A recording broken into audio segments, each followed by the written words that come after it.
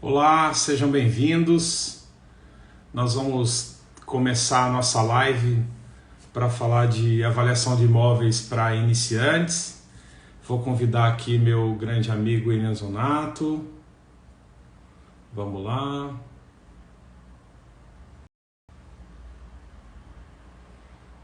Vamos lá, vamos lá. Chamando o William.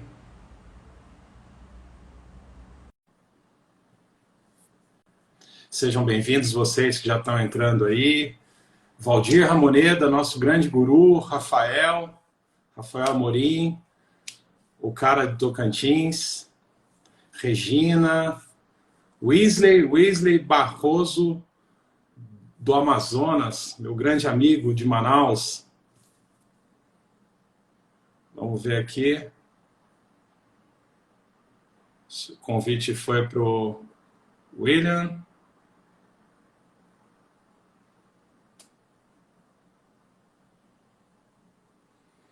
William.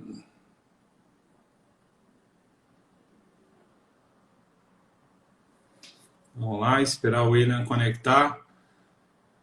Grande Wesley Barroso, meu colega, meu grande colega de faculdade, da faculdade da vida, né, da pós-graduação, grande amigo também,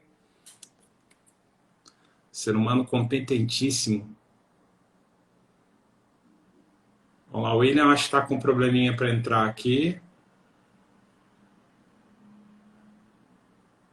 Vamos lá, enviar a solicitação.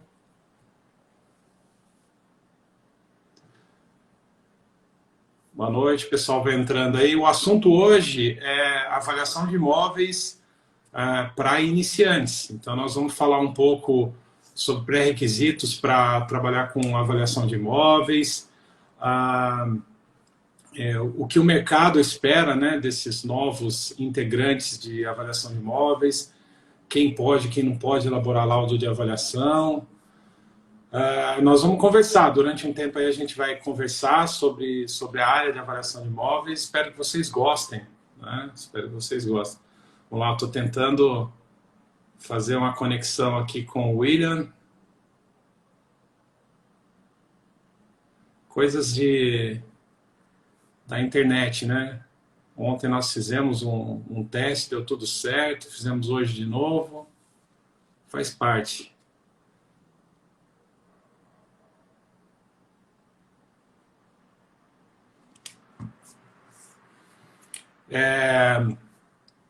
Estou mandando aqui, entrou agora sim. Vamos lá então.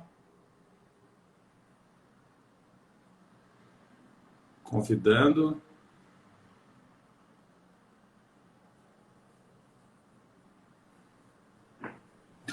Grande William Zonato. Seja E aí? bem-vindo, William. Tudo bem com você? Tudo certo. William, nós já temos um pessoal aqui que acabou de entrar. Ao longo da nossa conversa, muita gente vai entrar na nossa conversa. Eu queria primeiro que você se apresentasse, William. Quem é o William Zonato? O que faz? Por que o William Zonato está aqui? Que a gente vai bater esse papo aqui. Me conte um pouco, William, para pessoas que não te conhecem. Depois eu falo de você um pouquinho também. E de mim depois. Bom, então, falando um pouquinho, né, do que eu faço, eu sou analista de infraestrutura do governo federal, né? Trabalho já dentro do governo federal há mais de uma década, né?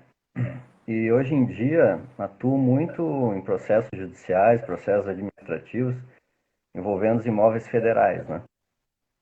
Então, também ministro cursos em pós-graduação, né? Em universidades aí, na área de perícias de engenharia e avaliações também. E nossa área de atuação é essa. Acabo sendo também assistente técnico da Procuradoria da Fazenda, da AGU, né? Nessas questões relativas a imóveis federais. né? Formulação de quesitos para peritos, análise de laudo dos peritos, né? Esse tipo de linha de ação. E, Também, e qual a sua área de formação, William? então, eu sou engenheiro civil, né, pela Universidade Federal. Aí tenho algumas especializações nas costas aí também, né? Porque minha vida não foi sempre dentro do serviço público, né? Eu já tive empresa, já atuei como perito judicial, já fui autônomo. Por um período trabalhei muito com engenharia estrutural, engenharia hidráulica também, né? Bom, em resumo, você trabalhou, você teve empresa, batalhou na área de engenharia e aí foi para o serviço público. Hoje você trabalha na Secretaria do Patrimônio da União. Isso, Em que estado você trabalha? Santa Catarina, Santa Catarina, muito bem. Florianópolis, a capital. Florianópolis, está certo. Bom, esse é o William Zonato. O William Zonato, assim, ele contou um pouco da biografia dele. O William, nós nos conhecemos em Manaus. O William entrou no mesmo, nós entramos junto no mesmo concurso em 2008. Eu tenho a formação de arquitetura e nós nos conhecemos lá em Manaus, trabalhando na Secretaria do Patrimônio da União. Então, nós dois temos uma mesma linha aí de biografia. Nós tivemos escritório, passamos por esse trabalho todo que a turma que está aqui, a maioria deles aqui, estão militando nessa área da engenharia, da construção civil. A gente passou um tempo por isso e aí a gente resolveu militar em outra área, que é a engenharia de avaliações, né? É isso que a gente está hoje levando adiante. Sou formado em arquitetura, me formei em 2005 na Universidade do Litoral de São Paulo, lá onde eu morava, em Caraguatatuba, e depois tive experiências profissionais em outros prestadores de serviço na Petrobras. Depois aí ingressei no serviço público, fui para Manaus e hoje estou em Vitória. Estou aqui no Espírito Santo trabalhando na Secretaria do Patrimônio da União com a avaliação de imóveis. Então também sou servidor público, mas isso não significa que nós tenhamos fechado essa porta externa, né, essa porta de acesso externa para os trabalhos de avaliação de imóveis. Então, já prestei alguns serviços para bancos, para a justiça, e é disso que a gente vai falar um pouco aqui, né, William? A gente vai trocar uma ideia aqui, principalmente para essa turma que está iniciando, está querendo começar a trabalhar com a avaliação de imóveis, tentar dar um norte, tentar dar uma alinhada aos entendimentos que eles têm e tentar trazer eles para uma realidade um pouco mais adequada, né? Na formação de arquitetos e engenheiros, principalmente na grande maioria dos avaliadores que existem hoje atuando, que a maioria deles são compostas por engenheiros, existe uma carga muito grande de matemática, de física, de química, né, de exatas, que faz com que seja muito utilizada depois na engenharia de avaliações, né, William? Exatamente. Você pode falar um pouquinho para nós aí o que é que você consegue aproveitar, não simplesmente só da estatística, mas dentro do que você vivenciou na faculdade, trazendo um pouco essa realidade de quem está saindo da faculdade, tentando entrar no mercado de avaliação de imóveis, o que você pode dizer para essa turma desse conhecimento técnico adquirido lá, o que pode ser empregado depois? Só uma iniciação aí para a galera enquanto eles estão entrando aqui, porque a gente vai falar de alguns trabalhos, algumas coisas ainda aqui. Certo. Então, basicamente, o que é legal da avaliação de imóveis é que, tipo, toda a tua experiência como técnico agrega valor. Porque muitas vezes acaba sendo dependendo do trabalho, você tem que ter um conhecimento até multidisciplinar, né? Via de regra, você tem que estar atento, não só às questões, vamos dizer, puramente matemáticas ou estatísticas, mas você tem que ir um pouco além, até questão de legislação, né? Você tem que ver a questão da legislação urbanística, a ocupação do solo, tudo isso influencia, né? Questões de restrições idílicas e tal. Mas economia, você tem que estar atento, porque é sensível, né? Tudo, o mercado imobiliário é muito sensível, o mercado, se for pegar a teoria clássica econômica, ele não é um mercado de concorrência perfeita, por vários motivos, mas assim, da formação técnica, principalmente, o raciocínio lógico e estatística dão um bom peso nisso aí, né? Agora, não é impeditivo que quem não tenha muito aprofundado estatística não vá atrás e não estude, né? E vá buscar isso. O básico do básico é dominar a inferência estatística, né? E desenvolver percepções que você traz com a experiência, um olhar apurado para questão até das manifestações patológicas, quando você vai fazer uma vistoria no imóvel, por exemplo, padrão construtivo, esse tipo de coisa. Então, assim, todo o teu conhecimento que você tiver sobre incorporações, sobre execução, sobre projetos, sobre plano diretor, como funciona tudo, você acaba tendo que ter uma visão holística de tudo isso aí para desenvolver um trabalho bacana, né? Tá, deixa eu tentar concatenar algumas informações aqui. Dentre os trabalhos que você desenvolve hoje, no seu ramo de atividade, seja dentro do serviço público ou nas atividades que você desenvolve externamente, o que você está me falando, então, é que na atuação, por exemplo, você vai fazer uma avaliação de um imóvel não fora de Florianópolis, numa cidade do interior, por exemplo. Aí você vai fazer a avaliação de um terreno. Não basta simplesmente saber estatística ou saber matemática. O que você está querendo dizer, então, que o conhecimento do técnico ele tem que ser um pouco mais amplificado. É isso que você está falando, então. Que Exatamente. ele tem que conhecer de plano diretor, ele tem que conhecer de coeficiente construtivo, ele tem que entender de mercado financeiro. É isso que você está falando, que ele tem que ter um conhecimento mais amplo. Eu estou dizendo assim que existem níveis de avaliações que você vai fazer também. Eu estou dizendo assim que você tem que ter um conhecimento básico, mas você tem que começar a despertar que tudo isso que você citou e eu tinha falado são influenciantes no desenvolvimento do trabalho, certo? Não basta simplesmente você saber fazer conta, ou saber fazer estatística, você tem que desenvolver tua percepção, tua intuição para algumas coisas também, né? E estar atento a todas essas questões legais que envolvem o trabalho também, né? Certo. O profissional de engenharia, o profissional de arquitetura, tem um anseio muito grande quando ele está na faculdade, quando ele está já mais para o final,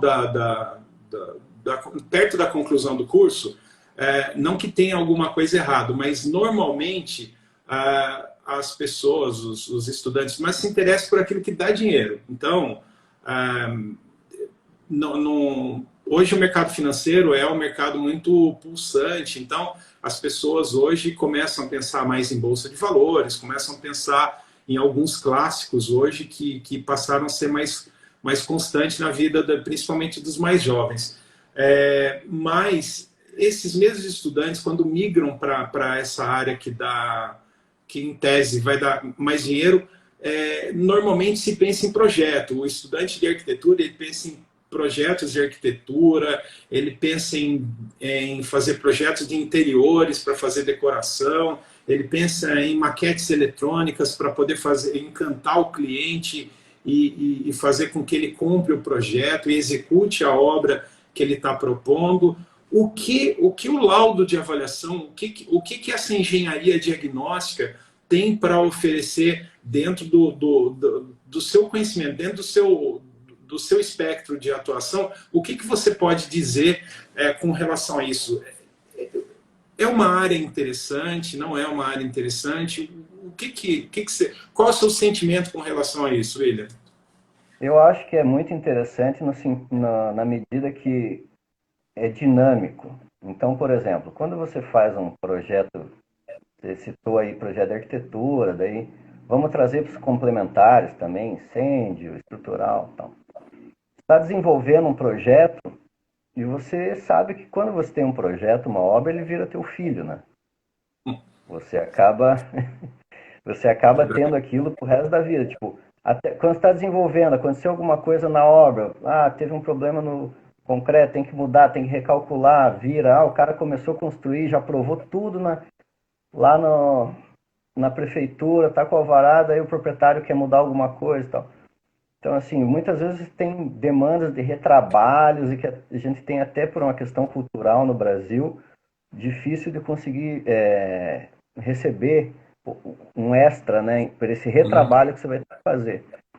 Quando você está trabalhando com laudo, principalmente na questão que a gente está falando de laudo de avaliação de imóveis, ou uma perícia no juízo, seja qual for o caso, aquilo ali ele é válido para uma data de referência. Você fez o laudo, você vai analisar, como eu falei, toda a conjuntura do mercado imobiliário, economia, que vai ter influência nisso aí, e você vai ter aquele valor de referência para aquela data. Se ocorrer qualquer coisa depois, é outro trabalho. Aquilo lá já ficou ali. Diferentemente das situações que você falou de projeto e tal, entendeu? Então você consegue entregar um trabalho e aquilo ali. Você não tem todo aquele, entendeu? Então, na sua analogia de que um projeto ele passa a ser um filho quando você faz, o laudo de avaliação, então, ele não é um filho, então, ele é meio que não, um ele filho meio mas que só que passado. eu quero dizer o seguinte, ele é válido para aquelas condições, para aquela situação. Espaço, tempo, mercado. O Tá. mercado é dinâmico. Então, por exemplo, se você faz um trabalho... Não, eu acho que falhou aí, falhou. Repete aí que falhou, acho que... Eu falei que no seguinte, que também, claro, o laudo é uma documentação técnica tua, ele é um filho teu, mas o que eu quero dizer assim, ele tem aquela validade naquela dinâmica espaço-tempo ali. Espaço-tempo, mercado, certo? Tipo, certo. mudando-se as condicionantes, você está respondendo por aquele lapso temporal ali, vamos dizer assim, certo? Ele vai. Você não vai ter desdobramento depois. Claro, você defende, teu trabalho tem que estar todo embasado tecnicamente, por isso que a gente segue todas as normas da BNT, te dão esse direcionamento. Você fundamenta os laudos quanto ao grau de precisão e fundamentação, certo? Vai ter uma padronização também, uma verificação se é auditável, né? Então, claro, você responde por aquilo ali, mas é como se fosse uma fotografia do tempo, vamos dizer assim, é uma memória, porque é aquilo ali. Sim. Daqui um ano vai valer a mesma coisa, vai valer menos, vai valer mais, não sei. Entendeu? É dinâmico, foi nesse aspecto que eu quis dizer. Não, entendi. Nessa mesma analogia, se a gente pudesse roteirizar, é que senão a gente acaba falando de algumas questões um pouco mais específicas, foi só para trazer essa discussão à tona. Se a gente pudesse, pessoal, se vocês tiverem algum questionamento, quem tiver aí, que já tem uma quantidade boa de pessoas, identifique-se, porque eu não consigo ler todo o texto aqui. Se vocês quiserem, mandem questões, falem. A gente tem algumas questões aqui, mas a interação pode acontecer, tá? E é bom que aconteça, vocês falem aí, porque a gente tem um roteiro aqui pré-estabelecido de algumas coisas que a gente vai falar, mas de repente tem algo que vocês têm uma expectativa maior de acontecer, da gente falar, da gente tratar o assunto, tá? Então, William, se a gente pudesse traçar um roteiro para essas pessoas que estão aqui, qual seria esse roteiro? Vamos imaginar de novo aquela situação da pessoa que está, ou o profissional que já está inserido no mercado em outras áreas de atuação, por exemplo, um arquiteto que está acostumado, e eu tenho alguns colegas aqui que eu já vi Tem um grande amigo meu da faculdade aqui que ele constrói muito em Ubatuba, por exemplo, e não trabalha com engenharia diagnóstica, mas ele tem expertise na área de construção e tudo mais, e já está há algum tempo trabalhando com isso lá. Um exemplo simples. O que fazer nesse caso? Existe um roteiro básico? O que a gente pode falar para essa turma que quer, de repente, ter esse espectro de atuação diversificado? Porque, entenda, aí eu vou avançar um pouquinho aí, o engenheiro civil, que é projetista, projetista na área de estruturas, e ele faz projetos complementares de hidráulica, de uma série de coisas, e o arquiteto que ele faz uma série de projetos, mas para por aí. E aí, de repente, tem-se a possibilidade de atuar numa área diferente dessa. Então, se a gente pudesse roteirizar aqui, qual seria a formulação da ideia aqui? O que a gente poderia citar como um roteiro básico? Olha, faça isso, faça aquele outro, para começar a entrar nessa área, entendendo melhor. Qual é o passo 1? Qual seria o passo 1 na sua concepção ainda? Eu tenho uma ideia formada, de repente a gente congrega essa ideia, ou você fala aí a sua aí? Eu acho, bom, o primeiro passo é despertar o interesse, né? Por óbvio, já está dando esse passo. Agora, assim, tem que... Primeiro ponto, eu acredito, assim, é ter o conhecimento da NBR 14653. Tem que ir atrás, porque tem que entender que nosso trabalho é balizado nessa norma, certo? Sim. E aí, o que eu posso dizer? Hoje em dia tem muita facilidade de achar material, né? Só que para o cara começar, eu acho que tem que começar a entender um pouquinho de inferência estatística e tentar fazer pelo menos um treinamento no curso do método comparativo direto de dados de mercado, né? Porque é o primeiro passo, o primeiro ponto aí para começar a desenvolver essa sensibilidade, né? Então, assim, tem que fazer uma revisão de estatística descritiva, medidas de tendência central, medidas de dispersão, né, esse tipo de coisa, para depois poder entrar no método que é a inferência estatística mesmo, que é o método indutivo, né?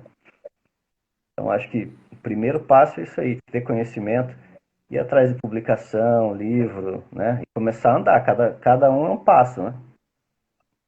Participar dos congressos de avaliação dos COBREAP, né? Porque você pega muita informação ali também, né? Você tem que ir fundamentando o teu conhecimento para poder começar a desenvolver, aprimorar o desenvolvimento dos teus trabalhos, né? E assim, óbvio que, assim como em qualquer situação que está começando, você tem que colar em alguém que já tem experiência, né? Se for fazer teu primeiro laudo, você não vai arriscar fazer nada sozinho, você tem que pegar uma consultoria com algum profissional que já tenha notório saber na área, né, para te orientar. E você tem que correr atrás para levantar teu conhecimento, aprendendo, né? Como eu falei, tem que ter um pouco do espírito investigativo também, de ir atrás, né? Então, o passo 1 na sua ideia, você falou, primeiro ter um interesse, né? Eu acho que Sim. tendo interesse já é uma boa caminhada. Aí você falou com relação à leitura e o treinamento e tudo mais, sim, importantíssimo. Eu citaria como primeiro ponto a leitura da norma. Assim, claro, depois de ter esse interesse, eu acho que é público, né? Se o cidadão tem um interesse em começar a trabalhar nessa área, primeiro item é ele conhecer a norma, né? A NBR 14653. Se ele não conhecer essa norma, eu acho que inviabiliza qualquer possibilidade de trabalho, né? Eu acho que o profissional que ele não lê essa norma, que não se intera nessa norma, ele vira meramente um opinador, né? Um curioso, né? Da matéria. Não, e o E detalhe é o aí, seguinte, a pode partir falar. do momento, a NBR 14653, ela não é uma norma de tão fácil entendimento e ela não, você não absorve ela numa primeira, nem numa segunda, nem numa terceira leitura. Aí por isso que eu falei do espírito investigativo, né? Sim, Ela não é de tão fácil compreensão, mas assim, quem tem, né, coceirinha na mão, vontade de ir atrás e começar, vão ter termos ali que provavelmente você nunca ouviu falar, né? Tipo, como homocedasticidade, por exemplo, e sim, ou vários. Então, assim, come- já tem muita pessoa que vai ler a norma com ela não é muito amigável a leitura, assim, não é tão fácil. Tem uns que já desistem aí, né? Então, é o filtro, quem filtro é o básico. filtro, o primeiro filtro é esse já, né? É É, igual tocar violão, tocar piano, o começo sempre é mais difícil. Quem consegue passar o começo que não vai para frente, dói os dedos, dói, não vai, ai, não estou conseguindo, acaba tendo sucesso depois. Então, com a norma é a mesma coisa. Se você lê, então, você já tem um interesse bacana, lê. Você começa a conversar com colegas que atuam na área. Se você já viu que é um negócio que te desperta, você fala, não, isso aqui pode ser um bom caminho, e você tem esse ímpeto e vai atrás, você consegue dar teus passos. Hoje em dia, vocês conseguem sim. andar muito mais rápido do que eu, que comecei há mais de 10 anos atrás, entendeu? Para a gente Uhum. conseguir um livro, tinha que comprar, vir de fora, ou pô, pedir para o estagiário pegar na biblioteca da faculdade. Você tinha muito É, menos artigos publicados. Hoje você pegar aí, você tem material que tem muito ruído também, né? Tem que saber é. fazer um filtro. Então, o importante é ir um passinho de cada vez, não querer abraçar o mundo, porque assim, tem várias metodologias diferentes na norma, Tem. o tipo de problema e a situação fática são infinitas, porque cada caso vai se traduzir Então, em mas uma condição específica. como a ideia aqui é uma conversa no qual se pensa em iniciar o processo, assim, só para fazer um apanhado, isso aí é uma conversa mesmo, eu acredito que em torno de 90 a 95% dos laudos de avaliação que são elaborados, eles são feitos com o método mais simples da norma, que é o método comparativo, né? Então, Exatamente. e depois, assim, ele resolve quase todos, se a gente for pensar no espectro de a cada 100 laudos, 90 laudos a gente tem esse método, então é assim, uma boa parte do método, uma boa parte dos laudos é resolvida com o método mais simplificado. Sim. Então, a leitura da norma, pelo menos a parte um onde ela define lá, porque para o pessoal que está aí, a norma, já perguntaram aqui, a norma é 14653, tá? Ela tem algumas partes dela lá, tá? Então é uma norma da NBR lá, que ela tem a primeira parte, é a parte do apanhado geral, que ela Os vai procedimentos gerais da descrever parte. os procedimentos, né? E Isso. a parte 2 então essas duas partes, a princípio, são as que a gente mais utiliza dentro dessa ideia de avaliação de imóveis urbanos que a gente está falando. Então, a parte 2 ela é específica de avaliação de imóveis urbanos. Então, se a gente souber essa primeira parte e a segunda, a gente já, pelo menos ler para começar, a gente já começa a ter um entendimento sobre o que é esse universo da avaliação de imóveis, né? A gente começa a ter já um pouquinho de entendimento sobre até onde a gente pode trabalhar. E o universo Exatamente. assim, é enorme, né? O espectro de atuação é enorme mesmo cuidando apenas, né, desse método, né, William?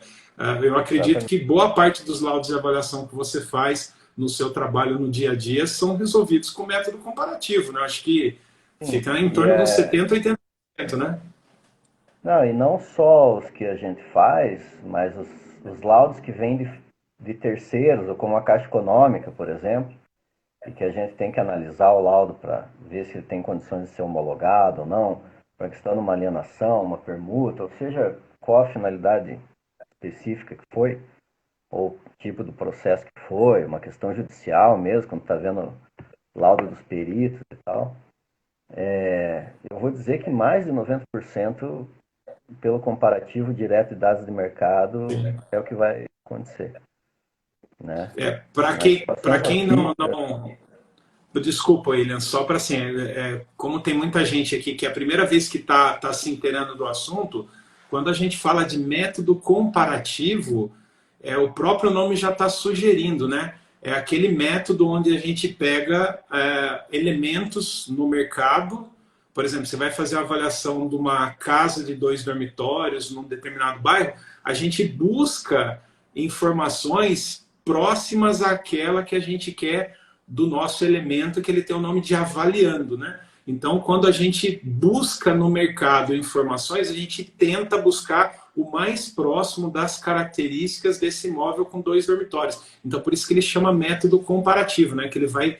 Aí a gente vai usar tudo que o William estava falando de inferência estatística, de modelos matemáticos e tudo mais, para juntar essa sopa de letrinha que a gente achou, esses elementos todos lá, e transformar isso num resultado, numa equação, né, William? exatamente. No método E, comparativo direto de dados de mercado, você vai alimentar, você vai criar um modelo econométrico, você vai mexer com econometria, né? E no final você faz uma regressão e vai chegar numa equação que ela vai te dar, com um certo nível de probabilidade de confiança, né, e uma probabilidade associada de erro também, de resíduo, a variabilidade, vai explicar a variabilidade de preços para aquela tipologia de imóvel que você está trabalhando, né?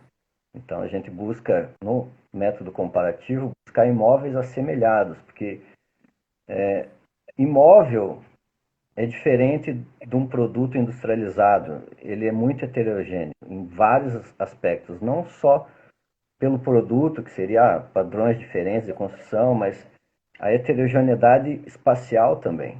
Um imóvel nunca igual ao outro, nem que ele seja da mesma área, do mesmo tamanho.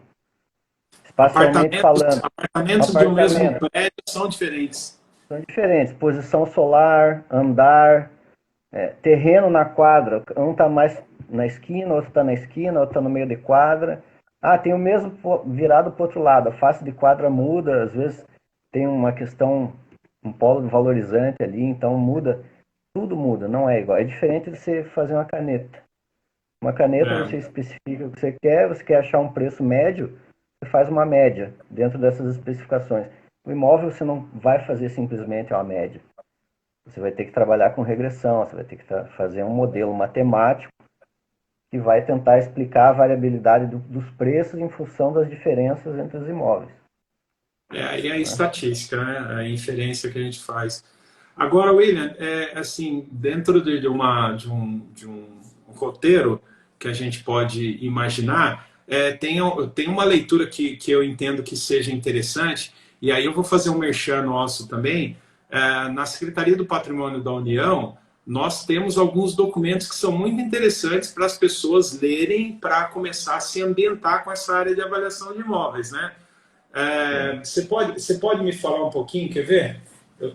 Você falou em filho, né? Eu não sei se está ao contrário. Você conhece esse elemento aqui? Tem um aqui também. Boa! Você conhece esse Conhece. elemento? Eu acho que se o Vilaça estiver aí na live aí, o Vilaça é um precursor disso também. A gente, aliás, tem vários, né? Nós somos Sim. vários aqui que fizemos esse trabalho. De Michele, Alexandre, Antônio Sérgio, José Edival, Zé Gustavo Vilaça e William Zonato. Então, pessoal, se vocês quiserem, se vocês procurarem na internet, é que está ao contrário aqui, né? Mas é Manual de Avaliação de Imóveis do Patrimônio da União. Se vocês derem um Google, vocês vão conseguir baixar o PDF disso aqui. Esse foi um trabalho incrível que a gente fez. A gente fez vários outros trabalhos incríveis, mas esse é um trabalho que acaba ajudando, assim, de maneira prática, né? O lance do manual, o É, que é legal é isso, né? Você pode falar dele, é, William, para nós? o legal é que o manual é o seguinte, a gente conseguiu sintetizar muita coisa e trazer, como eu te falei, a leitura da norma não é tão amigável, né? Não é de tão fácil assimilação, tem os anexos, vai para o anexo, volta. Aqui no manual a gente tem uma sequência meio lógica de como a gente vai passando os conceitos, as definições e os métodos, tá? Os vários métodos. Quem pegar aí e baixar na internet vai ver, vai entender o que a gente falou ali do método comparativo direto de dados do mercado. Vai falar de quantificação de custo, vai falar do método evolutivo, involutivo. Mas o que é o mais legal também é o seguinte, no final, depois que vocês entenderem os conceitos e tal, tem também exemplo prático que você pode fazer, entendeu? Tem um exemplo bem didático, tá?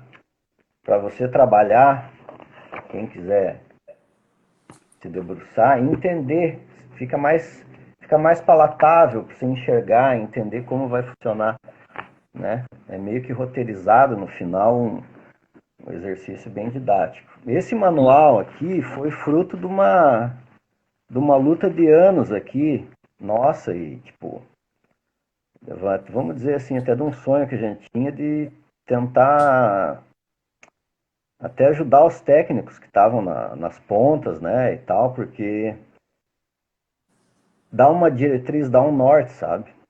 Coisa que a gente não teve quando a gente começou, teve que se bater sozinho e, enfim. Então, fora o manual, tem as instruções normativas. Exatamente isso que eu ia falar. Além do manual, nós temos também instrução normativa, né, dentro da Secretaria do Patrimônio da União, que ajuda dentro da legislação, dentro de normas e tal. Ele constrói um entendimento para que, olha, se você for fazer isso, usa isso. Se você for fazer aquilo, usa isso. Não é mais ou menos isso que faz a instrução normativa, William? Como é que é? O final ali que cortou Não, aqui. se você for, por exemplo, se for a avaliação para uma determinada finalidade, ó, você quer vender um imóvel da União, então você tem que fazer assim. Você quer entregar para o governo do estado, tem que fazer assim. Você quer fazer de uma forma, tem que fazer. Não, é mais ou menos isso que faz a instituição normativa, né? A instrução normativa, ela norteia, né? Tipo, então, por exemplo, uma sessão gratuita, você pode fazer um laudo, ou fazer um relatório X ou Y, né? Ele dá os parâmetros, né?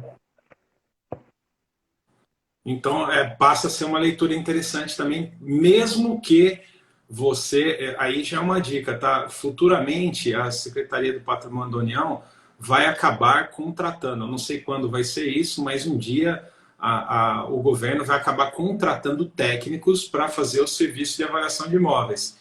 E provavelmente esses técnicos vão ter que entender, além de entender de avaliação, de entender de normativos internos dentro na SPU para a contratação desse serviço. Então já é bom, já se alguém tem interesse em militar nessa área de avaliação de imóveis, começar a trabalhar com essas leituras, né? As leituras de instruções normativas, da própria norma e tudo mais. Né? William, tem algumas perguntas aqui que ao longo da semana, aí, uns dias aí, eu coloquei uma caixinha de perguntas lá e vieram algumas perguntas. Algumas com conteúdo não repetido, mas bem próximo, tá? Tem uma aqui que veio agora há pouco aqui do meu grande amigo Algilmar Pereira Salazar. Salazar trabalhou comigo na Petrobras e depois resolveu seguir adiante na Marinha do Brasil. Cara bom pra caramba. E aí ele mandou uma pergunta aqui também que eu vou colocar na lista. Mas olha só, William, uma pergunta que vem aqui que é bem corriqueira, sempre, sou engenheiro civil recém-formado, posso trabalhar com avaliação de imóveis? Assim, pergunta assim, sim ou não e o que? Acho que a gente já falou bastante sobre isso, mas respondendo especificamente essa pergunta. Sou engenheiro civil recém-formado, posso trabalhar com avaliação de imóveis? Qual é o seu entendimento? Então, se a gente for Sim. pegar a situação, se a gente for analisar quanto ao aspecto legal, da atribuição legal, por caso dos engenheiros, está na Lei 5194, né? 5 do Confia, que lá diz, é o artigo 7º que tem, que o engenheiro, na época arquiteto também estava É junto, hoje não arquiteto está mais, também. então, engenheiro agrônomo, análise, avaliação, vistoria, perícias e pareceres. Então, está coberto pela tua atribuição legal, te dá esse direito. E os arquitetos, na lei específica que fizeram em 2010, a 12378, no artigo 2º, também diz. Que é a mesma As coisa. atividades... É a mesma coisa. É a mesma coisa. Mas então, assim, poder, legalmente, pode. Né? Agora, assim, se você me perguntar, eu devo fazer sem experiência, aí eu já vou te dizer que não, É. entendeu? Aí É volta aquilo que naquilo eu que nós conversamos no volta começo, né? naquilo que a gente falou. É a mesma coisa, se você pegar a atribuição legal, ela por si só, por exemplo, for arquiteto, diz que pode fazer projeto estrutural, só com a formação da, na acadêmica, da graduação, formação básica. Agora eu te pergunto, se você nunca mexeu com o troço, você vai fazer um projeto estrutural?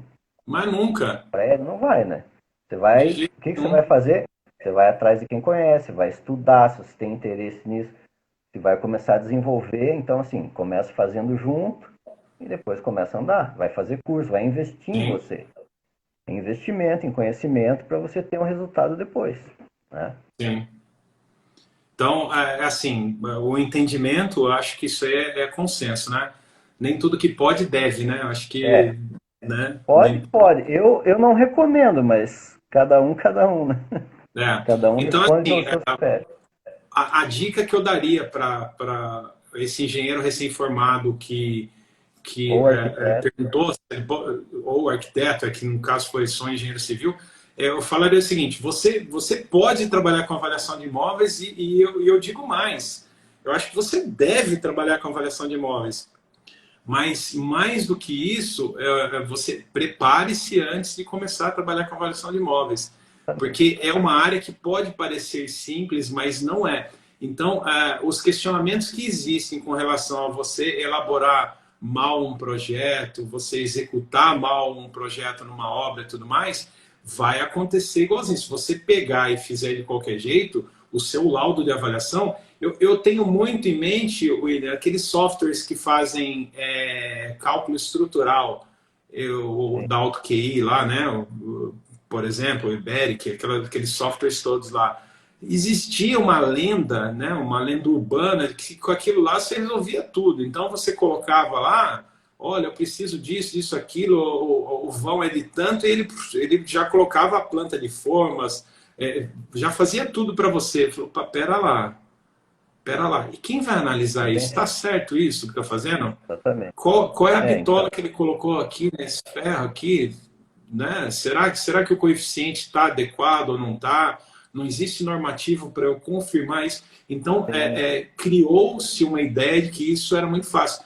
Talvez essa ideia também, por conta de hoje, a gente ter um mercado mais atrativo para avaliação de imóveis, tem-se essa ideia também que um software de inferência estatística permite que você faça laudo assim como quem faz pãozinho na padaria para vender à tarde, né? o problema, assim, ó, que eu tenho visto já ao longo desses anos e é recorrente, a gente vê muita falha, né, nesse aspecto, assim, porque não são todos, né, mas tem pessoal que às vezes se aventura sem ter muito conhecimento e esse problema que você falou. Você vai alimentar um software, ele vai te jogar o resultado. Só que não adianta alimentar o software. O que eu sempre falei para meus alunos, e quando eu dou treinamento, curso, ou até com os colegas que começaram a trabalhar comigo, eu sempre orientei, fui tentando. Você tem que ter claro que você tem que entender a ciência, como funciona o processo. Daí, qual software vier, você se adapta a ele, né? Para você não ter esse problema, Uhum, porque o software é o seguinte: garbage in, garbage out. Se alimentou mal, ele vai te dar um resultado ruim de saída também. Se não tiver esse exatamente. filtro, não conseguir entender, interpretar o que ele está te dando. Porque ele, em termos assim, vamos dizer, quem programa também e tal, você pode colocar vários testes, pode fazer um monte de coisa. Mas você tem que entender o que, que aquilo está se traduzindo. E o mais importante depois é você conseguir entender até se isso tá conforme o que o mercado está dizendo também. Porque você Uhum. pode forçar umas transformação matemática nos negócios e dar umas coisas esdrúxulas lá, entendeu? É, Então, é muito importante isso aí. Não, o pessoal tem que... O software é uma ferramenta só. Ele vem facilitar o teu trabalho, que você, né? Mas ele, não, ele é um meio, não é o fim, né? Tipo, exatamente. E aí, Salve Pele, né? Salve Pele. Pele, para quem não sabe, Antônio Pele é um dos grandes caras da avaliação do país que a gente tem. Ele é o presidente, né, o CEO, vamos dizer assim, da Pele Sistemas. Ele e a Dolores, a esposa dele, levam há muitos anos a Pele Sistemas e eles desenvolvem softwares na área de avaliação de imóveis, para a área de avaliação de imóveis. Então, eles têm uma família de softwares que ajudam a gente a aumentar a produtividade, a aumentar a confiabilidade no resultado dos nossos trabalhos.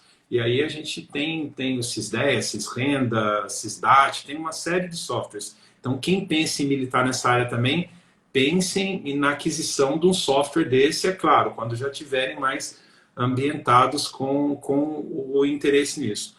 Aí tem mas outra... é um investimento que vale a Pode pena, falar. porque você vai pagar num software de avaliação do mercado, seja qual for que você escolher aí, os que tem na praça, vai ser mais barato que o valor de um laudo, que você vai ganhar num laudo. Então, Sim, sabe, vale muito a pena. Senão você vai ter que sim. fazer no Excel, vai ter que programar. Se você manja de programação, tudo bem. Mas, Mas enfim, não a é o vantagem caso, né? de software, estamos falando para geral, situação geral, Sim, quem que está começando e tal, né? é. Eu também concordo. Bom, William, uma outra questão que veio também, quais os riscos envolvidos em uma avaliação de imóveis? E aí vem corretores, vistoria, elementos de amostra. Você vê que aí já cria uma certa polêmicazinha também. Eu, algum tempo atrás, dei uma entrevista aqui num canal local aqui no SBT aqui, e aí eu fui perguntado a respeito de laudo de avaliação de imóveis, porque o entrevistador, ele tinha acabado de comprar um imóvel, ele tinha feito uma transação via Caixa Econômica Federal, e aí ele foi contar a história dele com relação a esse laudo de avaliação que ele teve que pagar, ele foi contar da experiência dele para a contratação desse serviço na Caixa Econômica Federal. E aí ele me perguntou, corretor de imóveis pode fazer o laudo de avaliação? Aí vem essa pergunta que parece que é o calcanhar de Aquiles de toda a briga que existe entre corretores, arquitetos e engenheiros dentro desse cenário da avaliação de imóveis. Então, aqui, quais são os riscos envolvidos aqui em uma avaliação de imóveis? Talvez o que ele tenha perguntado foi por conta de, poxa, se até corretor de imóveis pode fazer laudo de avaliação, por que eu tenho que ficar com medo? Me explica você, eu tenho já um entendimento, eu tenho já uma briga Não, é enorme. Então, que me explica você, William Sonato, o porquê que corretor de imóveis não pode fazer laudo de avaliação e o que eles fazem e por que transforma nessa avaliação que nós estamos falando aqui? Porque, só para eu contextualizar um pouquinho, William, nós estamos falando de inferência estatística, nós estamos falando de manual de avaliação, nós estamos falando de pesquisa de mercado, a gente em nenhum momento aqui a gente falou apenas de, vamos pegar o nosso sentimento e vamos colocar isso escrito lá, a gente não falou nada disso. Tudo que a gente está falando é fundamentação técnica científica, né? Me fala da sua expertise lá um pouco sobre esses riscos aqui, da gente imaginar um cenário e ser um outro, por exemplo. não, é que tem que ficar bem definido que nós estamos falando de laudo de engenharia de avaliações, laudo de avaliação. O laudo, o laudo é você determinar o valor de forma técnica, certo? Você vai seguir vários parâmetros e chegar. Porque assim, todo mundo tem uma intuição quanto a um valor de alguma coisa, mas isso é subjetivo, é subjetividade, né? O corretor de imóveis, ele tem vamos dizer, essa noção, assim, essa intuição, ó, acho que vale tanto, porque ele está atuando no mercado. Mas ele não faz isso de uma forma com fundamentação e precisão, certo? Que é o que a gente precisa. E é no caso que você falou, qualquer avaliação de banco, qualquer avaliação que precise ser garantia, né? Um financiamento, compra-venda, seguros, não vai aceitar um parecer que eles fazem, né? Os corretores de imóvel fazem um parecer mercadológico, ele é opinativo, ele não tem toda uma ciência que dá embasamento a essa convicção de valor que você chega no laudo. O laudo, o que você faz? Você tenta tirar, isentar o máximo possível de subjetividade, utilizando o tratamento científico dos dados, certo? Existem vários parâmetros na norma para você chegar nisso. Então você desenvolve o trabalho aplicando a metodologia e aplicando a técnica para dar sustentação a essa convicção de valor que você chega depois. E ele se resume expressamente no laudo, certo? E isso não Diferentemente, significa que os valores vão ser diferentes, os valores podem ser até o mesmo, podem né? até ser iguais ou não. Só que assim, no laudo, né, que a gente faz, a gente está mostrando por A mais B por que chegou naquele resultado. Tem toda a justificativa dentro de todos os parâmetros técnicos vigentes, entendeu? Fundamentado, como eu falei. Tem toda uma ciência por trás, né? É. E o nosso colega, grande amigo, engenheiro Guimarães, ele, para botar fogo no parquinho, como dizia o pessoal do Big Brother, lá, ele fala: podem comentar as avaliações feitas por corretores de imóveis? É para criar polêmica, né? Que o Guimarães bota uma pergunta dessa aí, né, Guimarães? É assim, mas a gente está comentando aqui assim porque a gente também gosta de polemizar, né? A gente gosta também de dizer que a gente faz um trabalho com metodologia clara. Isso me lembra, eu há 2 anos atrás, em 2019, participei de um evento no CREA em São Paulo, na plenária do CREA lá, que falava, era um evento que tinha bastante desembargador, juízes e tudo mais, e um dos pontos que foi comentado que começou-se a partir daquele momento a não aceitar mais laudos, esses laudos opinativos que eles chamam, que não chamam laudos, são os pitãs, né? Que são os pareceres técnicos de mercadológicos, eles passariam a não aceitar mais por conta disso que você falou, William. Se tem uma contestação, a opinião de valor feita pelos corretores não tem o que argumentar, porque ele vira e fala, o valor é 300 mil. Mas por que é 300 mil? Porque é 300 mil. Ele não tem, não, porque ali, assim, ele não fala, ele não consegue contextualizar. E isso quem falou o texto é de uma juíza que estava lá, de uma desembargadora que estava lá, da vara de desapropriação de São Paulo, uma vara muito grande.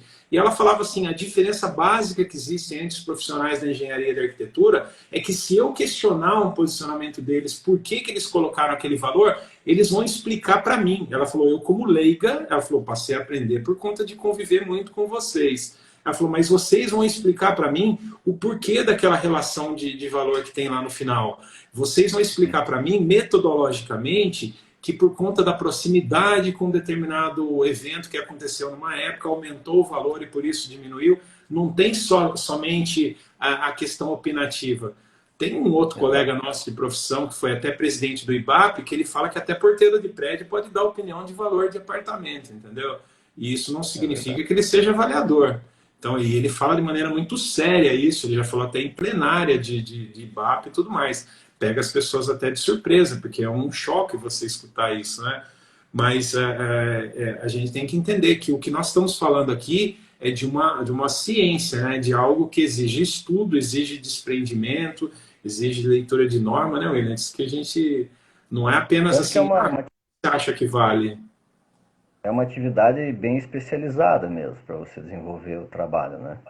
E esse entendimento aí que você falou também, já vi também de desembargador, de juiz, que também, lá no IBAP mesmo, teve uma juiz também que falou, porque não só a questão do laudo, a questão do valor, mas você vai considerar o quê? Depreciação, obsoletismo do imóvel, tudo isso aí. Então, assim, você está vendo que, tipo, às vezes tem um problema de uma patologia ali que você já sabe, ou algo que está numa tendência, numa iminência, você vai consignar lá no laudo, vai Então, assim, coisas que talvez os outros profissionais ali, eles não têm essa atribuição nem para dizer, ah, não, tem um problema na estrutura, tem, entendeu? Sim. Ou, por exemplo, ah, tem um problema quanto à questão da acessibilidade no prédio, né? Isso aí é uma coisa que você vai me dizer que se você chegar para fazer uma avaliação de um prédio que atenda público, seja ele qual for, e você tem um problema de acessibilidade conforme a norma,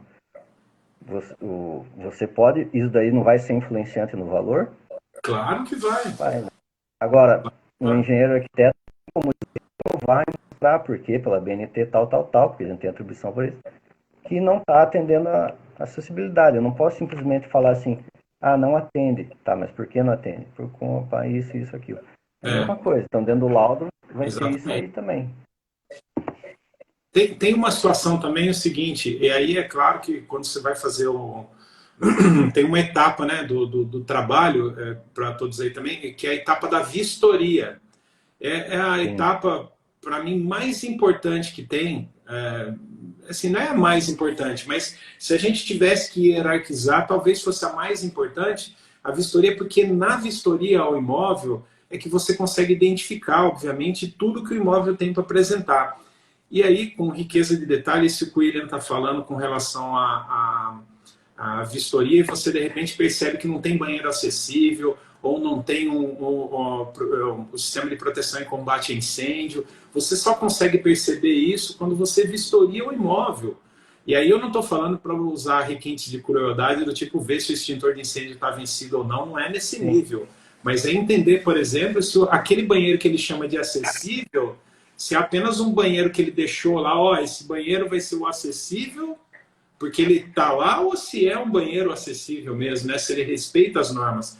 E assim, a gente assim, tende a entender que engenheiros e arquitetos tenham condições técnicas de olhar um banheiro e analisar minimamente se tem as barras de proteção, se ele tem condições da cadeira circular, né? Coisas desse sim. tipo, assim, se o lavatório tem um posicionamento adequado, se a maçaneta é. A gente dá uma olhada geral, assim, para ver se não foi apenas uma maquiagem, né? De colocar o símbolozinho lá de pessoas portadoras de deficiência lá, coloca lá e a partir de agora esse banheiro atende deficientes.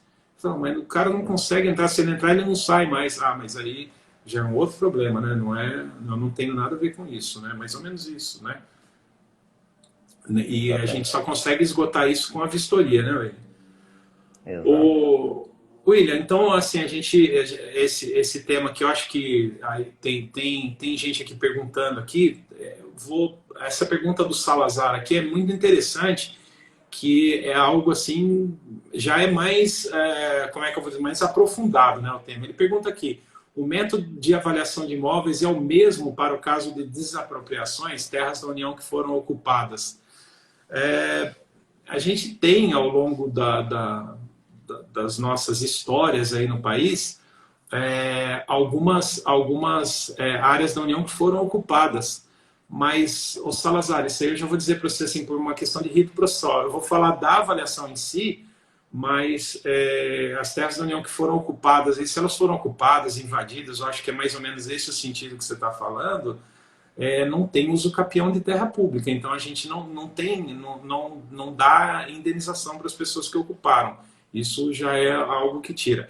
Mas vamos supor que exista um interesse aí o contrário, da União desapropriar áreas para passar linha de transmissão, para fazer alguma benfeitoria. Fala aí, William, de infraestrutura que a gente tem, um duto da Petrobras, um gasoduto, né? Sim, O que sim. você pode dizer? O método de avaliação qual seria? Servidão administrativa, em termos gerais, assim. Existe já fundamentado, já jurisprudência e tal, que também dá base. Vamos dar um exemplo de torre de energia, né? Você já tem uma metodologia que não é una, vamos dizer, mas que ela é bem aceita, né? E geralmente se atende. Então já se tem um formulário já específico, um jeito de tratamento para aquilo que não necessariamente vai ser o comparativo direto, né? Mas também pode. Existe, como eu falei, depende se está numa região rural, se está numa região urbana. está numa fase, numa área que é transição ali, depende muito. Tem método do antes e depois, tem vários jeitos de abordar isso, né? Mas via de regra os tribunais, assim, já acabam adotando uma metodologia que já, no Nordeste tem uma da Eletrobras lá que segue, aqui para o Sul tem outra, São Paulo tem um trecho também que pega, depende muito Da assim, da região. região. Então, mas é tranquilo, assim. Dependendo do caso, pode se usar também. Você vê o impacto que essa servidão vai ter no terreno, como ele era antes e como ficou depois. Tem o nível de perturbação do que está sendo colocado ali, se é tubulação, se é rede de energia, tem toda uma parametrização disso, pesos, entendeu? Entendi. Não sei se ficou Olha bem só, explicado. com relação tem mais duas questões aqui que colocaram, mas só para que daqui a pouco a gente vai já encaminhando um pouquinho, embora a conversa seja sempre agradável, né? A gente vai já uma hora, já que a gente quase uma hora que a gente está aqui. Se a gente for então roteirizar para essa galera que chegou, primeiro ponto lá é entender, ler norma, ler instrução normativa, tentar contratar um curso de avaliação, nem que seja um módulo básico para ter alguém para ser o seu mentor, né?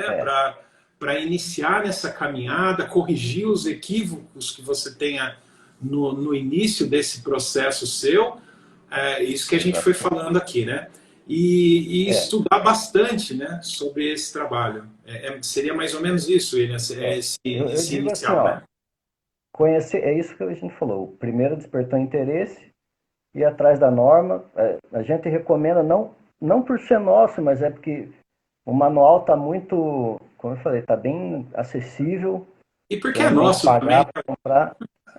Sim, mas você não precisa pagar para comprar. Uma informação que você tem na internet é um documento do governo federal, ele atende todos os requisitos de publicidade, validade. Então, assim, é um norte bom.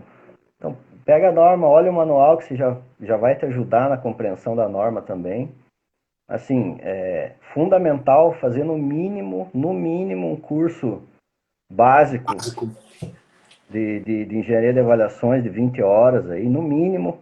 Isso é o que a Caixa Econômica exige também para qualquer avaliador que for se cadastrar na Caixa Econômica.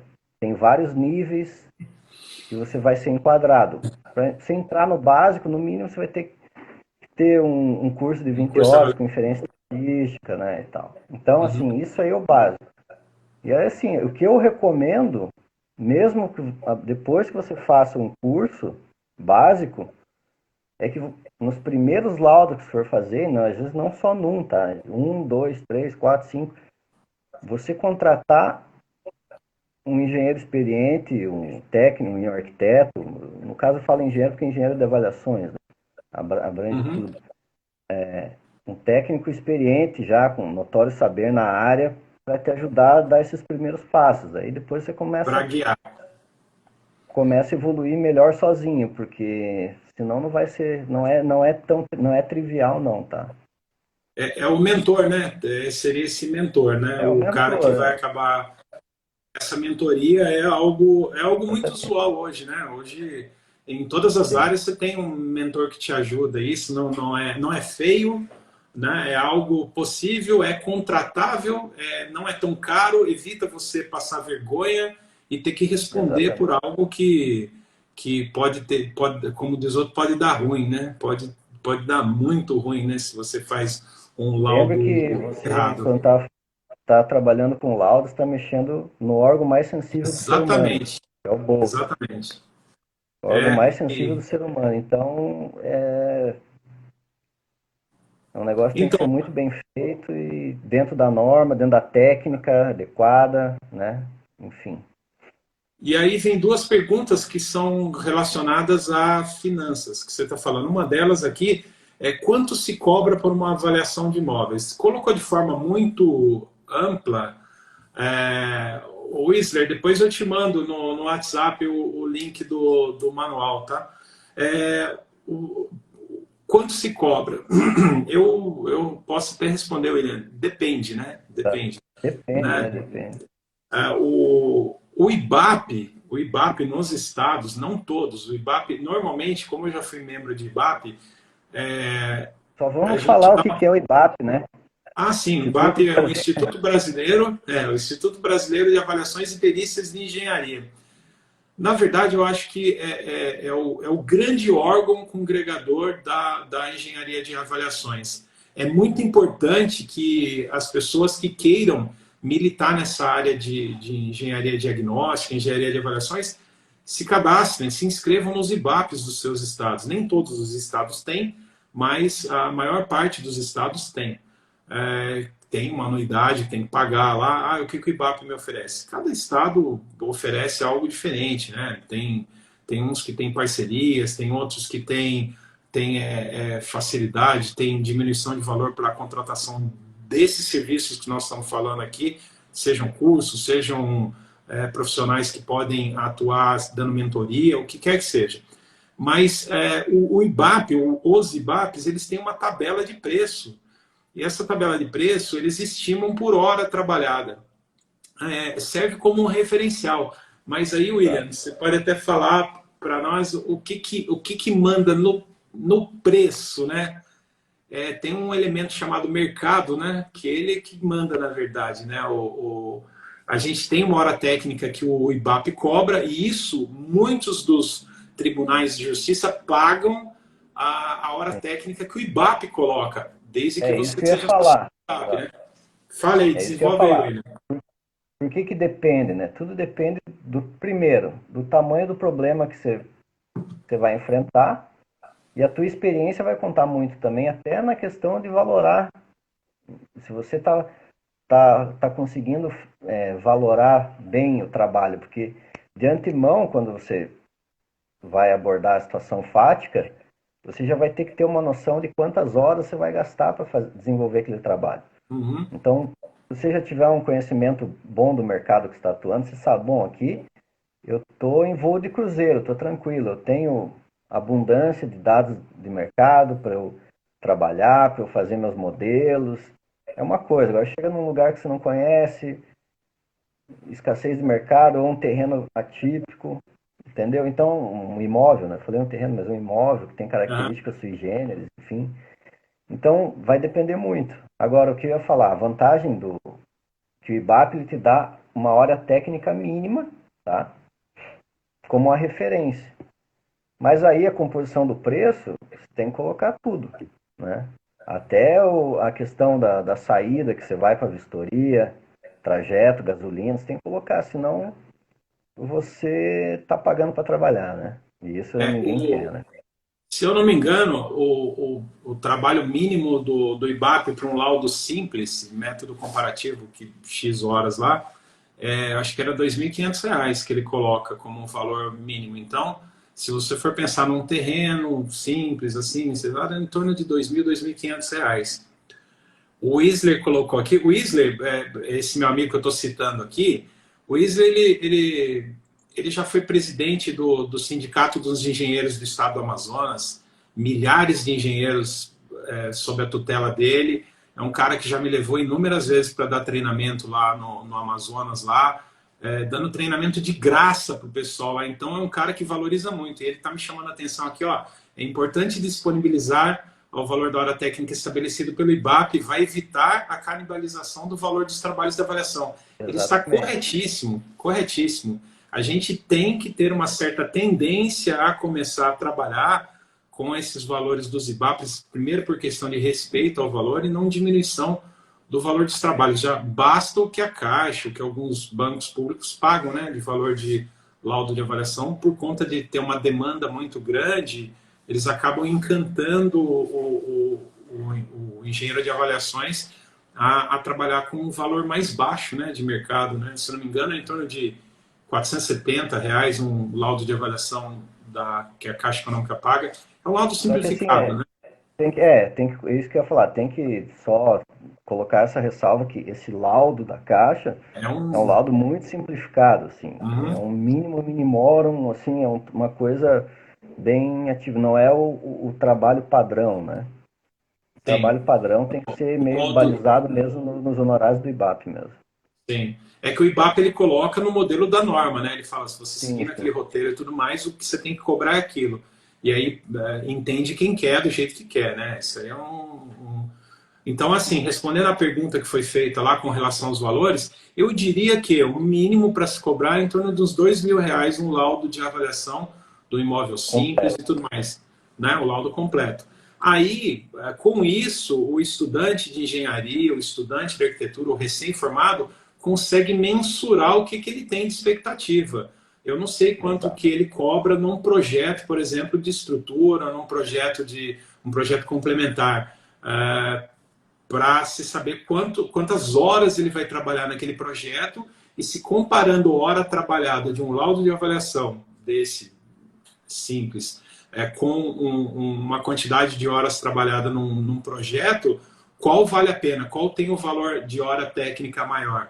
Provavelmente o laudo de avaliação, né? Tem um valor de hora técnica maior, né, William? Você que já trabalhou Com na área certeza. de estruturas aí, pode falar um pouquinho disso. Com certeza. Isso é com certeza. Isso aí não tem nem muito questionamento, né? E aí uma outra pergunta que fizeram aqui também foi o seguinte: tenho que abrir uma empresa para fazer avaliação e ganhar dinheiro? É interessante, o dinheiro o viu metal ele está sempre, né, Tem, é o que na manda. tendência, né? É É o, é interessante isso. o, é o órgão mais sensível do ser humano, não adianta. É o É o bolso. bolso, né? Onde tem o dinheiro. Mas me diga, responda aí, William. Tenho que abrir uma empresa para fazer avaliação e ganhar dinheiro? Não necessariamente. Agora, Depende se, de novo? depende de novo. É. Agora, sim, se você pretende trabalhar junto à Caixa Econômica, por exemplo, aí sim é interessante se abrir, porque você vai fazer o cadastro lá, e eles cadastram como pessoa jurídica, por exemplo. Mas existem outras instituições que não fazem essa exigência de uma empresa, entendeu? Exemplo. Hum? Exemplo. O Banco do Brasil, por exemplo, não faz essa exigência. Ela tem, para uma modalidade X lá, da carteira que eles têm, eles podem contratar até se você não for credenciado. Eles fazem um processo mais simplificado lá. É mais raro, mas eu só estou dizendo que, né, depende. E assim, E, fora do, e fora os do escopo do tribunais? banco, não, os tribunais é você mesmo, pessoa física mesmo. Né? Você vai se apresentar, levar currículo e tal, e vai ser nomeado como perito você, não a empresa. Agora me diga o seguinte: a pessoa que estiver escutando a gente e quiser trabalhar para si mesmo e não quer abrir uma empresa, ele pode ir no tribunal lá e você falou de que ele tem que apresentar o currículo. Então ele tem que colocar um currículo bacana lá, né? Ele tem que Sim, colocar sim. treinamento que ele fez, né? Ele tem que apresentar como se fosse uma contratação de um trabalhador, né? Um empregado para sua empresa, né? Sim, sim, sim. Tem que trazer lá, é aquele negócio, para você ser nomeado perito do juízo, você tem que demonstrar notório saber sobre o assunto Uhum. que você está tratando, né? Então, o teu currículo vai falar bastante, né? Tipo, pega uma pessoa que tem aí não sei quantos milhões avaliados. Eu já tenho mais de 5 bilhões na minha caneta. Tipo, mais de 1.000 laudos executados. Pegar um cara que fez dois, três laudos, quem que o juiz será que vai escolher? É, é, Tá é entendendo? uma, Então, assim, é meio básico isso. Claro, é. você vai lá, vai se credenciar, tudo, enfim. É interessante também, quem quiser fazer o credenciamento no IBAP, porque o IBAP disponibiliza também a lista para Pública. a justiça dos peritos. Então, se você Uhum. fizer o credenciamento no IBAP, teu nome já vai estar nessa lista. Então, você também já está dando um passo, entendeu? Então já demos algumas dicas aqui. O Isler ele acabou também de falar para nós aqui alguns lugares. BNDES abriu um tempo atrás. Ele tem só tinha que ter exatamente isso, Isler. Tinha pré-requisito era curso mínimo. Na verdade, Isler, a maioria dos bancos eles exigem logo de cara esse curso mínimo de 20 horas Sim, 20 horas em inferência. com inferência estatística, né? Que não adianta ser Foi o que qualquer eu curso. falei antes lá.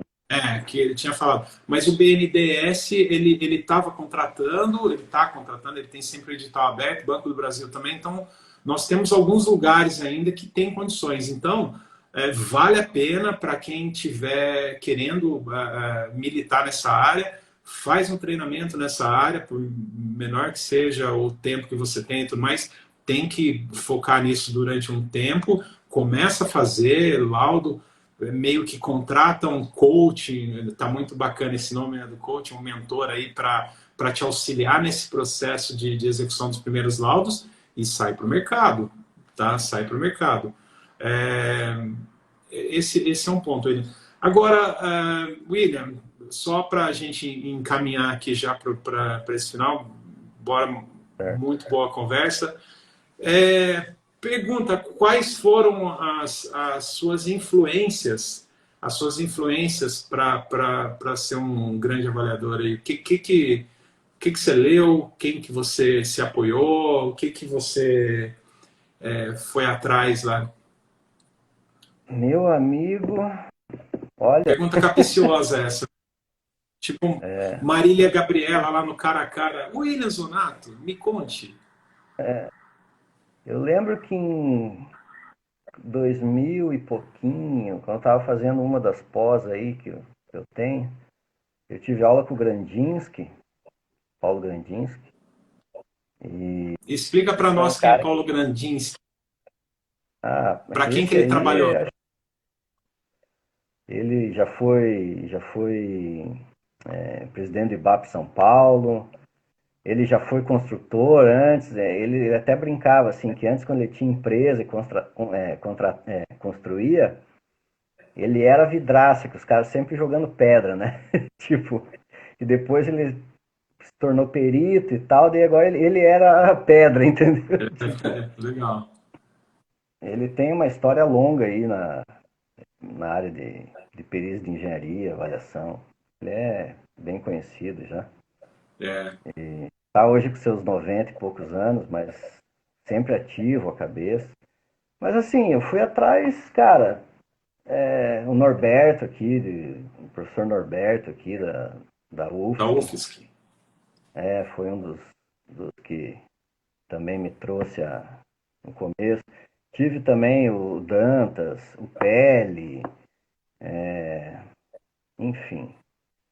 E muito assim do meu espírito inquieto, da minha mente inquieta, de não se bastar em, não, isso é assim, tá, mas por que assim, sabe? Eu tenho isso. Então, fui correndo atrás e pegando livro e estudando e tentando entender. E aí, claro, fazendo cursos e indo atrás, né? Depois fui fazer o mestrado também e tal, né? E ficava mexendo com isso. Enfim. Mas acho que foi isso. Falando dos nomes da área, assim. Sim, sim. Eu pergunto isso porque, normalmente, hoje, com essa disseminação de informações pela internet, de informações, de certa forma, trituradas, você não tem muito especialista, você tem muito generalista hoje, mas que quer atuar como especialista em uma série de áreas, né? E aí a gente tem uma série de cursos, treinamentos e tudo mais que fazem com que as pessoas atirem para tudo quanto é lado, né? E fica nessa eterna busca do que quer fazer, acaba não se encontrando. Por isso que eu perguntei assim, essa orientação sua, como é que começou essa história, porque entenda que a sua mentoria já fez sucesso, né? Depois, né? Tem muita gente que hoje faz exatamente o que você fez lá atrás de consultar, faz com você, né? E eu sou um exemplo disso, né? Para quem não sabe, comecei na área de avaliação de imóveis por conta de um incentivo, um empurrão e um chute, né, do William Zonato em mim, né, lá em Mas, 2012, mais ou menos. mas eu te dei um Né? chute carinhoso, né? Foi um chute carinhoso. É uma violência com medidas, né? E Mas aí, eu William, te assim, assim, falando... Pode falar. das pessoas que eu falei, assim, é que eu digo, os que eu fui atrás de buscar conhecimento, tipo, fazendo curso, né? Sim, Tipo, exatamente. o que eu falei, o Grandins, que eu tive aula com ele, mas no módulo da pós-graduação, mas relacionado mais à área jurídica, assim, dos problemas relacionados e responsabilização legal e tal. Mas ele na época, quis me puxar lá para o IBAP de São Paulo, falou, não, venha para lá fazer uns negócios. É. Mas tudo bem, mas ele foi um cara assim que ele me inspirou no sentido que era um cara que já tinha uma idade, mas ele Sim, estava sempre se atualizando, sempre, então foi esse tipo de inspiração que ele me deu, né? Mas enfim, e esse contato com o IBAP e tal. Aí os outros que eu citei, o Norberto, eu tive curso na UFSC, depois fui atrás também fazer outros, o Dantas também fui, o Pele, acabei fazendo pelo órgão também, ele conhecia o Pele, a gente troca figurinha, enfim, com todo esse pessoal aí, né, hoje já são colegas praticamente, né, é. e o resto indo atrás e batendo cabeça, hoje com um colega do trabalho também lá, o Luiz, a gente discute bastante, a gente tenta desenvolver e tal. Então, Isso é interessante. e aí Eu influenciei alguns, né? Tipo você. sim. Eu estou falando isso porque é o seguinte, dando um exemplo de novo, na pós-graduação, primeira pós-graduação que eu fiz com relação a perícias e avaliação, eu conheci o Isler, que eu acabei falando algumas vezes dele, porque foi uma grata surpresa ele entrar aqui com a gente aqui na live. E o Isler, naquele momento, em 2013, quando a gente estava finalizando, já era a sétima pós-graduação dele. Entendeu? É um cara que não para de estudar, está sempre estudando, sempre em constante movimento, né? Porque isso é muito interessante, muito bacana isso, né? Ao longo do tempo eu fui ganhando alguns presentes, né? Esse aqui foi o que eu ganhei do Guimarães, que fala sobre inspeção predial, e mesmo não sendo um tema específico de avaliação de imóveis, ele ajuda muito a contextualizar algo que nós, na questão da arquitetura em si, o arquiteto ele não tem essa modalidade como algo para a vida dele. O arquiteto, quando ele está na cadeira da faculdade, ele está pensando, quando ele está na academia, ele está pensando em fazer projeto, em encantar cliente, em realizar sonho, ele está pensando isso. Ele não consegue, de repente, é o terapeuta que não quer ganhar dinheiro, né? Falou, moço, desce um pouquinho aqui, vamos dar uma equacionada nisso aqui. E aí tem até uma dedicatória aqui do Guimarães aqui que me deu aqui na época. Legal. Um outro, tem vários aqui. Aí tem esse aqui também, que é um manual de avaliação de perícias, Ah, imóveis urbanos, que é do José Ficker. Esse é famoso, né? Esse é meio famoso. E tem um último, que é do... Putz, eu nem sou muito fã do cara, mas assim, eu acabei comprando. Esse aqui foi aí o Det, que é a nossa colega lá, ela meio que no Cobreap lá, ela me forçou a comprar esse aqui, porque um dos autores é amigo dela. Mas é um livro muito bom também, ele fala Manual de Avaliação de Bens Imóveis. E é claro, né, eu não posso deixar de falar, tem vários aqui, e esse aqui, né, esse camaradinho aqui, que é o fruto de tudo isso aqui. Então, eu estou falando isso porque, às vezes, os arquitetos, principalmente é a classe que eu me enquadro mais, a minha primeira classe, antes da engenharia de avaliações, nós temos que tomar um certo cuidado com relação ao que a gente imagina, porque não é tão simples. A gente não está falando só de valor, a gente está falando de características que podem ter patologias, vícios construtivos, e essas terminologias não são muito comuns na cadeira de arquitetura. Tá? Então, isso tem que ficar mais amadurecido para o arquiteto não virar apenas um técnico que ele apenas fala sobre aquilo, mas ele não entende aquilo que ele está falando, entendeu? Então, é só para dar esse alerta aos meus colegas de profissão para tentarem compensar uma falha ou uma característica da faculdade de arquitetura de não ter muito aprofundado esses temas da engenharia de construções e patologia, essa questão um pouco mais amplificada da patologia das construções e das características construtivas, né? Sim. Mas é aquele negócio, nada é impeditivo. Os dois lados tem vantagens e desvantagens, mas que nem no caso do arquiteto, talvez tenha que se debruçar um pouco mais num tema, que isso aqui eu não tenho tanto. Mas quem é arquiteto e que conhece a cidade, como ela foi construída e tal, você acaba tendo facilidade, às vezes, de definir a idade aparente do imóvel. Eu tive muita facilidade porque eu sou um engenheiro que tem um pouco de alma de arquiteto, que nem dizem, né? Bastante, Então, bastante. assim, o que acontece? A questão de você olhar um prédio, você já vê, putz, isso aqui é neoclássico, foi feito mais ou menos na época tal, isso aqui é arquitetura moderna, você já sabe que traz uma referência do período. Você já está começando com o pé na frente, Uhum. né? Então, tudo. Importante. Por isso que eu digo, legal é que de todas as experiências você leva, sabe? Então, é legal a troca de informação com os colegas e você sempre evoluindo, agregando valor cada vez mais. Entendeu? Não sei Ótimo. se minha Não, ficou pontuação foi claro, boa aí, ficou mas claro. tá dando Não, uma salvaguarda para os arquitetos também, porque, né, eu acho que todo mundo tem, se quer fazer, está em pé de igualdade e tem como fazer. Vão ter exatamente. vantagens para Contanto que faça feito, formação de né? uns e outros. Né? É.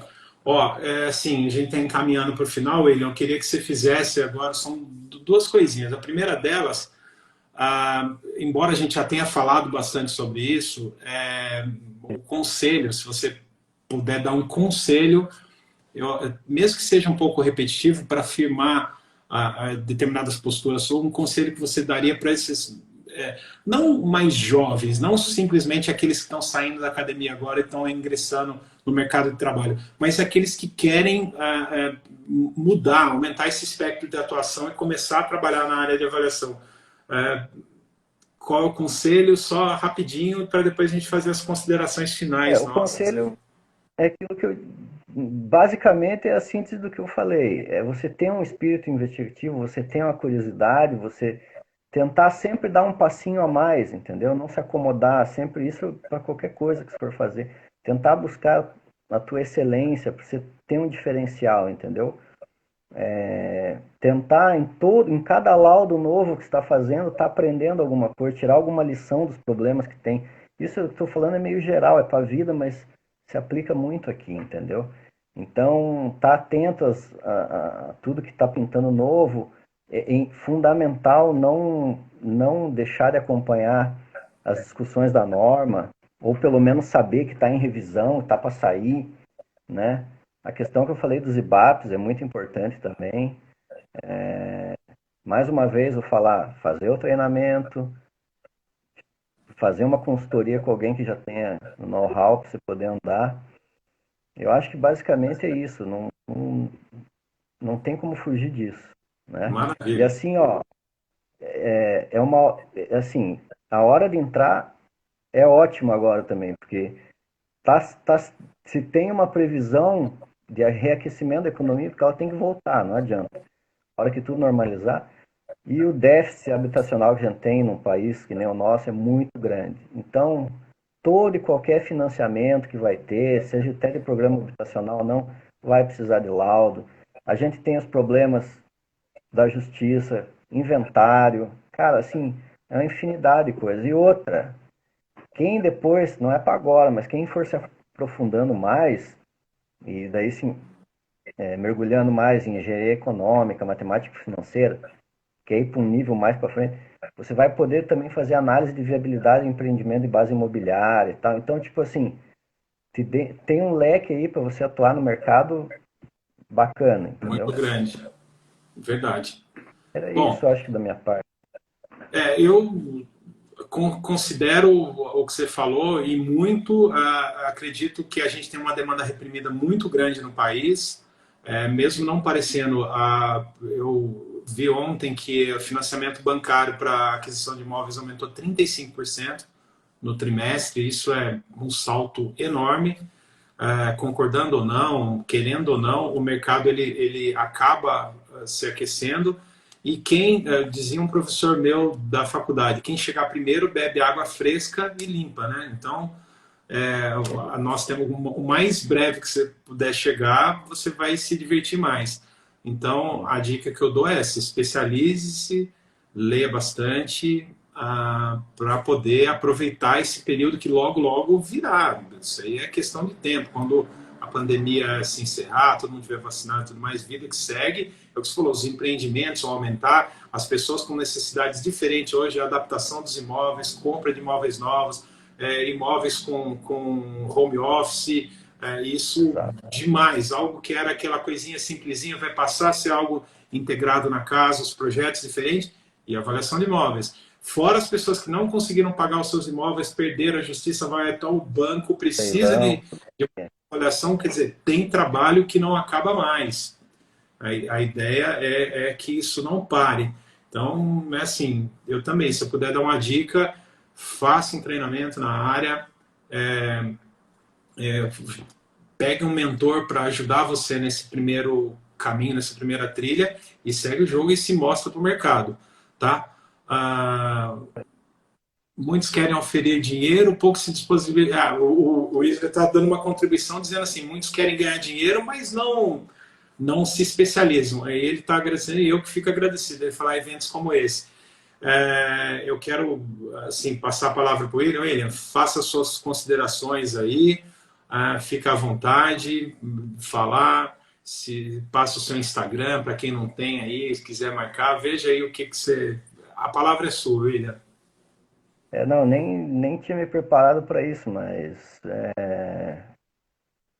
se alguém quiser entrar em contato, até o Alexandre deixou lá meu Instagram, que é will.zonato, quem da área quiser aí trocar, né, informações e tal, estou disponível aí também. Uma coisa que eu ia falar, nessa pegada que ele falou que é ganhar dinheiro, não se especializa. Assim, ó, tenham um pouco de esmero no trabalho, sabe? Isso é muito importante. Faça um trabalho bem feito sempre. Pra gente sempre ter um nível bacana, né? Nós somos profissionais que estamos trabalhando numa área que demanda uma especialidade. Então é uma coisa que não tem como fazer por fazer. Agarre isso e viva isso aí que você vai ver que vai dar resultado. Você vai ser reconhecido. Verdade. Bom, William, quero agradecer. O William, para quem não sabe, sempre foi meu mentor. Ele foi meu Paulo Grandinski, né? Meu mentor, sempre me ajudou. Todos os perrengues que eu passo é para ele que eu peço acolhida. Eu quero agradecer a todo mundo que ficou aqui, já está dando 1h30 já de live. Eu espero que a gente tenha contribuído um pouco para quem quer começar a trabalhar na área. Eu estou me dedicando também um pouco ao Instagram, a colocar informações lá todos os dias com postagens e tudo mais. A ideia é estar sempre fazendo uma live dessa com pessoas interessantes, como o William, meu grande amigo, trazer ele sempre aqui para discutir, ele e outras pessoas, para a gente fazer uma roda de conversa. Penso em preparar um treinamento também para que isso possa efetivar e melhorar a vida das pessoas também. Então, eu quero só agradecer esse pessoal todo que teve aí. Para mim, foi um grande sucesso. Foi a primeira live que eu protagonizei junto com ele aí. Então, fico muito contente. Agradeço a participação de todos mesmo. E desejo que quem queira começar nessa área de avaliação tenha isso que o William falou, que é o capricho, né? É você fazer o melhor naquele determinado momento com as ferramentas que você tem. Né? Com que você... E aí, também e melhorar a partir do momento que você tiver um ferramental melhor, né? Isso. Eu também aí quero agradecer o convite aí que o Alexandre me fez aí, agradecer o pessoal aí que compareceu. Eu não sou muito assim de mídia social, a minha é pequena, é a primeira vez que faço uma live assim. Dar aula tudo bem, dar aula na pós e tal, até esse ano teve que ser por EAD, virtual, né? a gente se adapta, é meio estranho, porque uns não abrem a câmera, fica meio esquisito, mas a gente vai se adaptando. Então, mas assim, agradecer aí quem participou aí, quem me conhece, veio aí me prestigiar e prestigiar nós dois aí. Legal. Agradeço todo mundo que tá, E todo mundo que ficou até essa o Vilácia hora. o Vilaça falou que foi grau 3 de fundamentação e precisão, né? Isso aí é para quem é piadinha de avaliador de imóveis, gente. Isso aí, quando vocês estiverem mais aprofundados na área, vocês vão entender o que é o grau 3 de fundamentação e de precisão, tá? Ó, agradeço de novo. William, um grande abraço para você. Meus amigos, a live vai ficar gravada, vai ficar no IGTV lá, eu já vou deixar gravada. Se vocês quiserem marcar alguém, entrar lá, comentar, comentem. Eu estou sempre dando uma olhada lá e a gente responde. Manda um direct aí, tem no WhatsApp aí também já direto. Eu respondo à medida que eu conseguir. O William também, passa o contato do William e a gente se vira. O importante é que a gente comece a melhorar o nível do trabalho dos nossos colegas espalhados pelo Brasil todo aí. Tá bom? William, de novo, um grande abraço para você. Segue em paz e a gente vai se encontrando por aí. Pessoal, um grande abraço e a gente encerra por aqui. Tá bom? Até mais. Até a próxima. Tchau.